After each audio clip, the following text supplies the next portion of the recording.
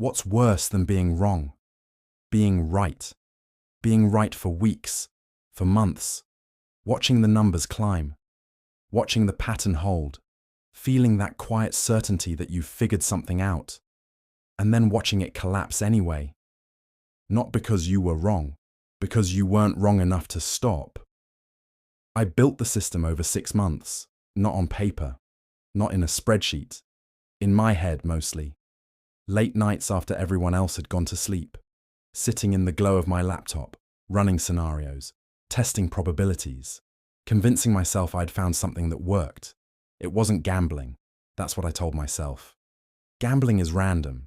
Gambling is hoping. This was different. This was pattern recognition. This was understanding variance. This was exploiting inefficiencies in a market that most people approached emotionally. Sports betting, specifically NBA player props. I wasn't betting on who would win. I was betting on whether a specific player would hit over or under a statistical threshold. Points, rebounds, assists. The lines were set by algorithms, but the algorithms were trained on public behavior. And public behavior was predictable. People bet on stars. They bet on narratives. They bet on what they'd seen last game, not what the matchup actually suggested. I didn't. I had a system. My name doesn't matter. My job title doesn't matter. What matters is that I was the kind of person who believed intelligence could solve problems. Who believed that if you understood something deeply enough, you could beat it. I'd spent my whole life being careful, making the safe choice, taking the job with benefits instead of the startup with equity, buying the reasonable car instead of the one I wanted, building a life that made sense on paper. And it worked, mostly.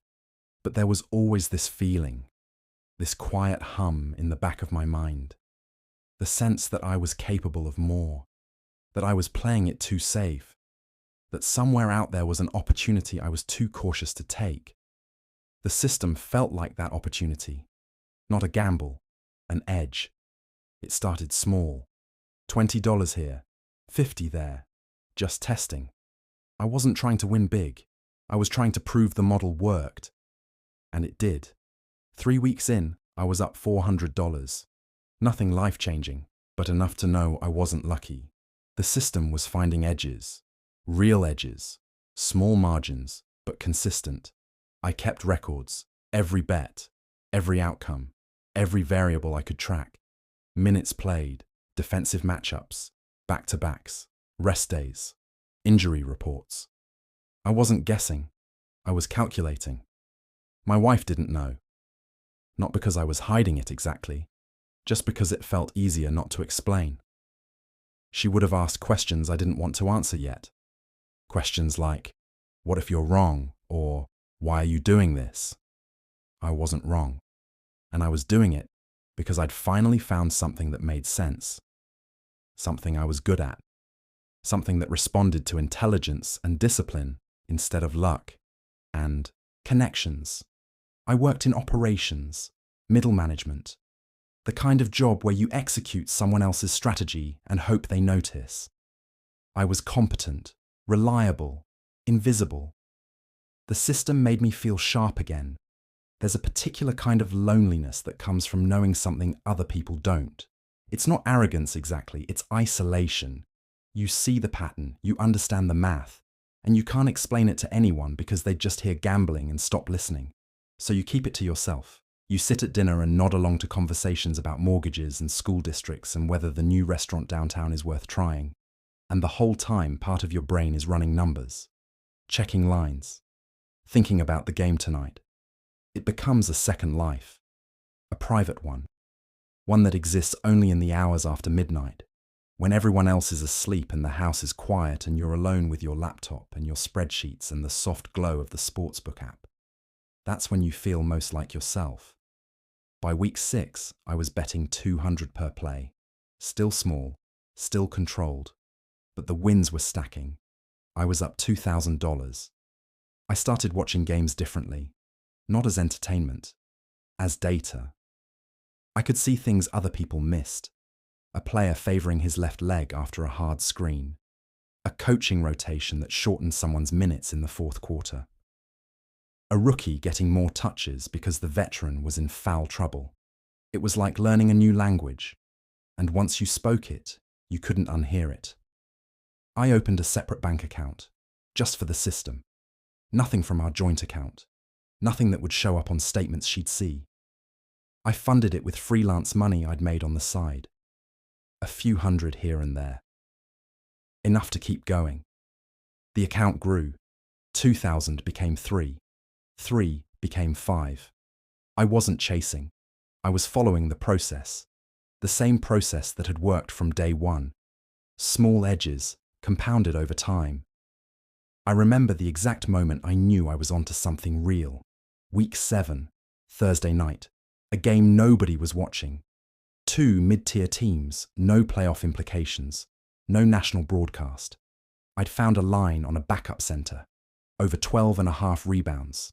The starter was out with a sprained ankle, and this guy was going to play 35 minutes against the worst rebounding team in the league. The line should have been 16, maybe 17. But the algorithms hadn't adjusted.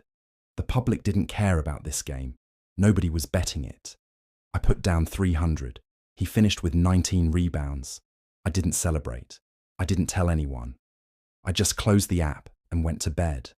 But I lay there in the dark, staring at the ceiling, feeling something I hadn't felt in years, like I'd found a door that was supposed to be locked. And I had the key. Around week 8, I started talking to other people who did this. Online forums, Discord servers, people who took it seriously, who tracked the same data I did, who understood that this wasn't gambling, it was trading. Most of them were losing. They'd have good weeks, bad weeks, and over time they'd bleed out. They'd get emotional. They'd chase losses. They'd ignore their own rules. I didn't. I never chased. I never increased my bet size after a loss. I never deviated from the model. That's what separated me. I'd read about professional gamblers, the ones who actually made a living at this. They all said the same thing. The edge is small. The discipline is everything. Most people can't do it because most people can't control themselves. I could control myself. That's what I believed. 3 months in, I hit $10,000 in profit. I thought about telling her. I almost did, a few times. But every time I got close, I realized I didn't have a good answer for what came next. If I told her, she'd want me to stop, or cash out, or at least slow down. And I wasn't ready to do that, because I was just getting started. 10,000 wasn't enough to change anything. It wasn't quit your job money. It wasn't financial freedom. It was proof. Proof that the system worked. Proof that I could do this. But to go further, I needed to scale. Here's the thing about edges. They don't last forever. Markets adjust. Lines get sharper. The inefficiencies you exploited yesterday get priced in tomorrow. If you want to win long term, you have to move fast. You have to scale while the edge is still there. That's what I told myself. And it made sense. It still makes sense, actually. The logic was sound. The problem wasn't the logic. I started betting 500 per play. The reasoning was simple. If the edge was real, then increasing the bet size didn't increase the risk. It increased the return. Same process, same discipline, just bigger numbers. The first week at 500, I won 4 out of 6 bets, up 1,700. The second week, I went 3 for 5, up 400. It was working, but something else was happening too. The losses felt different now. A $500 loss wasn't just a red line in a spreadsheet. It was a day's work. It was a weekend trip we didn't take. It was something I could feel. I told myself that didn't matter. Emotion was the enemy. The system didn't care how I felt. It only cared about math. So I stopped feeling, or tried to. My wife noticed something was off. She didn't know what. She just knew I was distracted, distant, present but not really there. She asked me if everything was okay at work. I said yes. She asked me if I was stressed about something. I said no. She asked me if we were okay. I said of course. And then I went back to my phone, checking lines for the late games. Week 14. I lost 6 bets in a row. Not because I broke the rules. I followed the process exactly. Every bet was justified. Every bet had an edge. But variance doesn't care about edges. Variance is the cost of doing business. I knew that. I'd planned for that. But 6 losses at $500 per bet is $3,000. I stared at the account balance. Still up $7,000 overall. Still profitable. Still proof the system worked. But I felt something I hadn't felt before. Doubt. Not in the system. In myself. What if I'd misread something? What if the model had a blind spot I hadn't seen? What if the edges were smaller than I thought, and I'd just gotten lucky early on? I didn't sleep well that week. I'd lie awake running the numbers in my head, replaying the bets, trying to figure out what I'd missed. The answer was nothing. I hadn't missed anything. The bets were good. The outcomes were bad. That's variance. But knowing that didn't help. I decided to take a break, a week off, let the variance reset, let my head clear. But 2 days in, I saw a bet, a perfect bet. Everything lined up. The matchup, the minutes, the pace. The line was off by at least 2 points. I couldn't not take it. I put down 1,000. It hit. And just like that, I was back. There's a moment in every spiral where you could stop. You can see it clearly, looking back. A fork in the road. A decision that seemed small at the time but changed everything. For me, it was that bet. The one I took during my break. The one that told me the system still worked. The one that gave me permission to keep going. If it had lost, maybe I would have stopped. Maybe I would have taken the week off like I planned. Maybe I would have stepped back and realized what I was becoming. But it won. And winning is the most dangerous thing that can happen to someone like me. I moved to 1,000 per play. The reasoning was sound. I'd proven I could win at 500. 1,000 was just the next step. Same process. Same discipline. Bigger scale. My wife asked me one night why I was on my phone so much. I told her work had been stressful. I was distracted. It wasn't a lie exactly. She didn't push. I wish she had. The thing about secrets is they change you. Not all at once. Slowly, gradually, you start saying things you don't mean. Avoiding conversations you used to have. Building walls you didn't know you were building. I told myself I was protecting her. That she didn't need to worry about this. That I'd tell her when there was something to tell. When I'd hit a number that meant something. When I could show her the success instead of explaining the process. But that's not why I kept it secret. I kept it secret because I knew what she'd say, and I didn't want to hear it.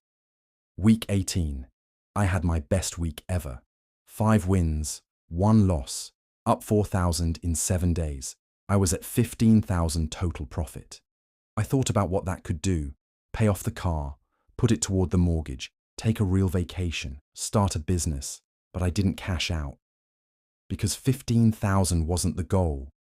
The goal was proving I could do this at scale. The goal was building something that worked, something that could grow. I just needed more time. There's a term in gambling. Playing with house money. It means you're betting with profits, not principal. You're not really risking anything because you're already ahead. I told myself that's what I was doing. 15,000 in profit. Even if I lost some, I'd still be up. I wasn't risking real money. I was risking gains. It's a lie, of course. Money is money. $1 lost from profit hurts exactly as much as $1 lost from principal. But it's a useful lie. It lets you keep going when you should stop. Week 20. I lost 4 in a row at 1,000 per play. Then I won 2. Then I lost 3. The account dropped to 8,000 profit. I felt my chest tighten every time I opened the app. I started checking scores in the middle of the night. I'd wake up at 2 a.m. and pull up box scores, trying to figure out what went wrong. I wasn't emotional. I was adjusting. I was learning. That's what you're supposed to do.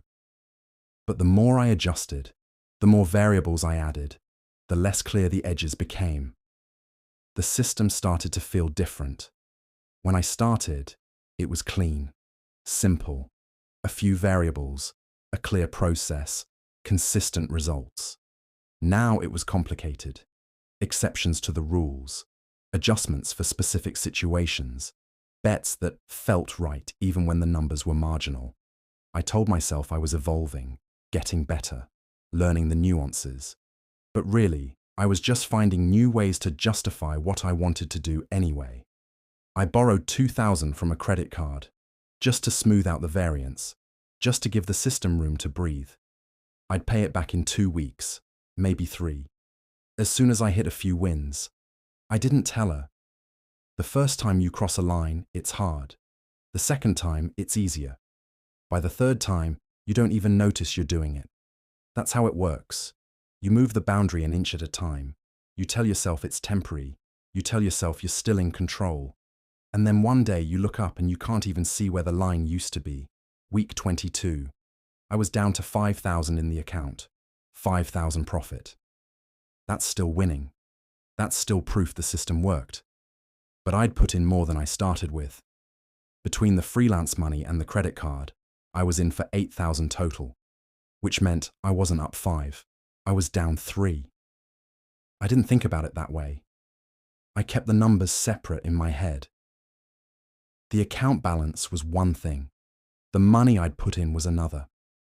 It's amazing how easy it is to lie to yourself when you want to believe. My wife found me in the living room at 3 in the morning. I was on my phone, checking scores. A West Coast game had just ended, and I'd had a bet on it. She asked me what I was doing. I said I couldn't sleep. She stood there for a moment, looking at me, and I could see it in her eyes. She knew something was wrong. She just didn't know what. She went back to bed without saying anything. I stayed on the couch until the sun came up. Week 23, I was down to 3,000 in the account. I'd put in 12,000 total. Between the freelance money, the credit card, and a small chunk I moved from savings when she wasn't looking. I was supposed to be up 15. Now, I was down 9. But I wasn't panicking. Variance runs both ways. A losing streak just means a winning streak is coming. That's how math works. I started taking worse bets. Not worse in the sense that they were stupid. Worse in the sense that the edges were smaller. The lines were tighter. The data was less clear. But I needed action. I needed to get back to even. And sitting on the sidelines wasn't going to do that. I moved to 1,500 per play. There's a point in every fall where you're no longer trying to win. You're trying to get back to even. You're trying to undo what you've done. Erase the losses. Return to the moment before everything went wrong. But you can't go backward. You can only go forward. And forward, for me, meant bigger bets and smaller edges, and the desperate hope that the next one would be the one that turned it around. Week 24. I lost on a Monday, a Tuesday, a Thursday. I won on Friday. One bet. $1,500. It felt like oxygen after drowning. I told myself this was the turn. This was the beginning of the climb back. I put down 2,000 on Saturday. I lost. The account hit 0 on a Tuesday. I remember because I was supposed to be in a meeting. Supposed to be presenting quarterly results to people who didn't care. Supposed to be the version of myself that had everything under control. Instead, I was in a bathroom stall, staring at a number on my phone. 0. $12,000. Gone. I didn't cry. I didn't punch the wall. I didn't do anything. I just sat there, staring at the number, trying to figure out how I got here. The answer is simple, of course. One bet at a time. One decision at a time. One small line crossed, then another, then another. Until you're so far from where you started that you can't even remember what it felt like to be that person. The person who was careful. who made safe choices, who believed he was too smart to get caught in something like this. That person was gone. And I don't know when it happened. She found the credit card statement 2 weeks later. I told her I'd made a mistake, that I'd tried something and it didn't work out, that I'd fix it. She asked me how much. I told her most of it, not all of it. Just enough that it sounded bad but not catastrophic. She didn't yell. She just looked at me. And then she asked the question I'd been avoiding for months. Why? I didn't have an answer. I tried to explain. The system, the edges, the math, the way it had worked for a while. The way I'd been up 15,000 before it all fell apart. She listened. And when I was done, she asked me a question I still think about. If it worked, why didn't you stop? I didn't have an answer for that either. We paid off the credit card over the next year. Slowly, painfully, a little bit each month from money that should have gone somewhere else. She didn't leave. I'm still not sure why. Maybe because she could see that I'd already punished myself more than she ever could. Maybe because she understood on some level that I hadn't meant for any of this to happen.